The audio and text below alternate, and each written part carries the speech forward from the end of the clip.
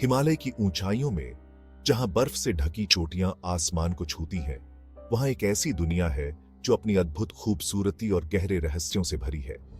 इन विशाल पर्वतों के बीच उत्तराखंड राज्य के चमोली जिले में स्थित रूपकुंड झील, जो उतनी ही रहस्यमय है जितने खुद ये पहाड़।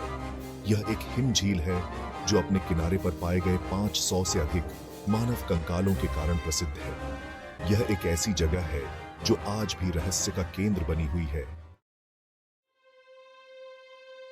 रूपकुंड झील, जिसे कंकाल झील स्केलेटन लेक भी कहा जाता है, 16,000 फीट से भी ज्यादा की ऊंचाई पर स्थित है।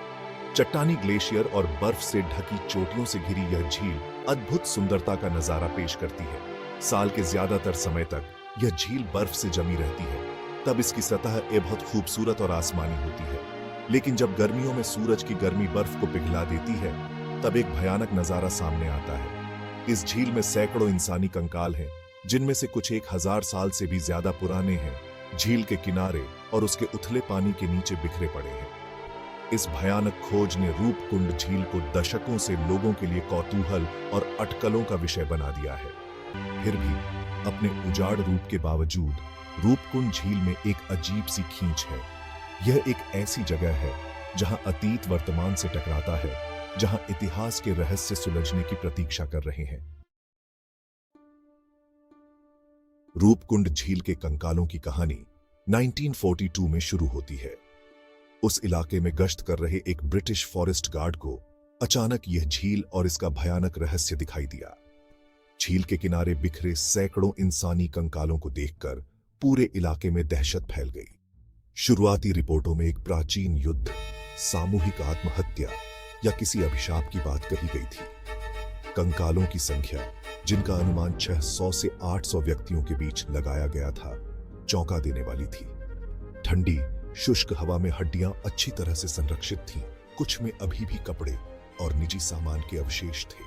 मृतकों में पुरुष, महिलाएं और बच्चे थे, जो लोगों के एक विविध समूह को दर्शाते हैं जो एक साझा और रहस्यमय मौत से मिले थे। रूपकुंड कंकालों की खोज ने लोगों की कल्पना को जकड़ लिया। लोगों ने प्राचीन रस्मों, ताकतवर देवताओं और खोई हुई सभ्यताओं के किस्से गढ़े। यह झील भयानक कौतूहल की जगह बन गई, जो साहसी लोगों, शोधकर्ताओं और इसके रहस्यों को जानने की चाह रखने वालों को आकर्षित करती थी। झील के सुदूर स्थान और चुनौतीपूर्ण इलाके के कारण शुरुआती जांच में बाधा आई। 20वीं सदी के उत्तरार्ध तक वैज्ञानिक रूपकुंड झील की पहेली को सुलझाने में सक्षम नहीं हो पाए थे।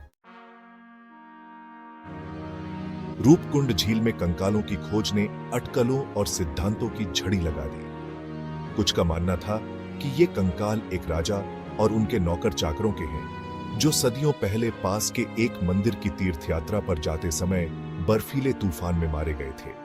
अन्य लोगों ने किसी अज्ञात खतरे का सामना कर रहे एक समूह द्वारा किए गए आत्महत्या के कृत्य के बारे में बताया। स्थानीय किंवदंतियों ने रहस्य को और बढ़ा दिया।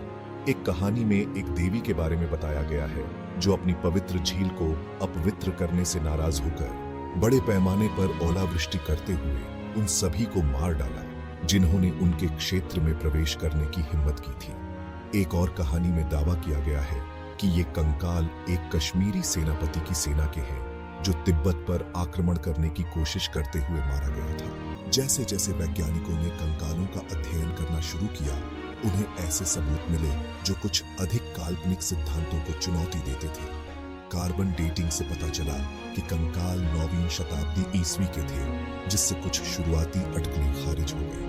खोपड़ियों के फ्रैक्चर के अध्ययन के बाद वैज्ञानिकों ने यह निर्धारित किया कि लोग बीमारी से नहीं, बल्कि अचानक से आए ओला आंधी से मरे थे। ये ओले क्रिकेट के गेंदों जितने बड़े थे और खुले हिमालय में कोई आश्रय न मिलने के कारण सभी मर गए। लेकिन स्पष्ट रूप से ये लोग कैसे मरे और वे रूपकुंड झील पर पहली बार क्या करने आए थे, यह सवाल आज भी एक उलझाने वाला रहस्य बना हुआ।